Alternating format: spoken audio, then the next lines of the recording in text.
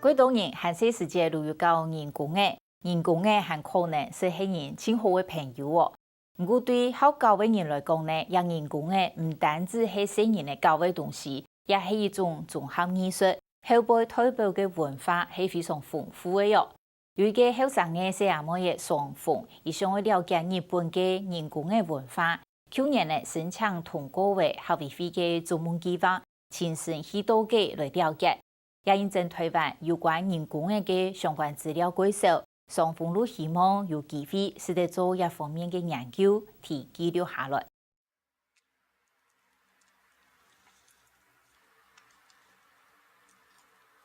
其实人形是日文的汉字啊，没有中文的翻译，应该说就不知道怎么翻译会比较好，所以我们都直接就用人形，像这种木偶、傀儡戏的感觉，或是进到创作人形，这是球体关节人形的部分。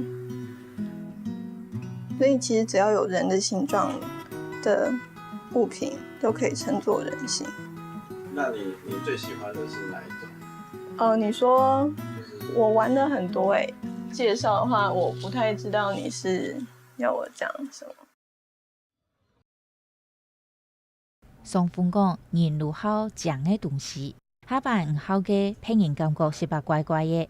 不过伊如何使得对呀发现讲的素材，如何按来听听，如何大家是美观无共用的问题。长虹他脑袋里就只有装人形，然后就没有其他的记忆体可以装可能就是基本生活能力吧。然后就人形，然后再来就人形，然后就人形，就这样。我真的不知道他这么的喜欢玩他的人偶。有一天他跟我说，如果我出国，我可能会再买个机位哦。我说为什么？他说我的娃娃带去。人工嘅种类几多，有位好嘅人抢到其中一种，其他嘅如没起名。不过双方嘛嘅如果了解一些，想要对其他人提供嘛嘅人工嘅打造部分如系一种专业，双方也会讨论自家为人工嘅来设计上户。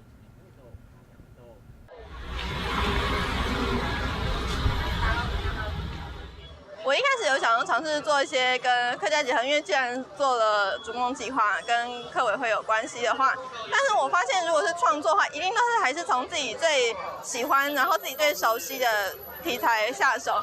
所以我最后还是回归了我喜欢的，像是童话的部分啊，然后洛丽塔的部分，所以我这次是爱丽丝。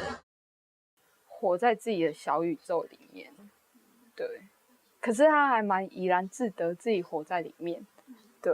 然后因为有些人会太在意别人的眼光，即使他自己是一个非常有特色的人，可是会因为在意周遭眼光，所以会可能会不自在或什么。可是长虹不会，长虹一直处在很自在的状态下，然后很自在他自己营造的这种小宇宙里面。有些人他明明就喜欢什么，但他就会假装自己不喜欢。但我喜欢的话，我就会去做。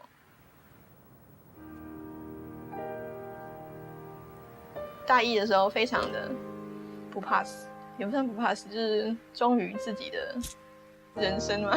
就是我大一的时候会穿去上课，但是因为那个时候大家不知道，可是他会说女仆，然后我就会被激怒。女仆，你老师你才全家都女仆，然后发现说啊你今天 cosplay 哦，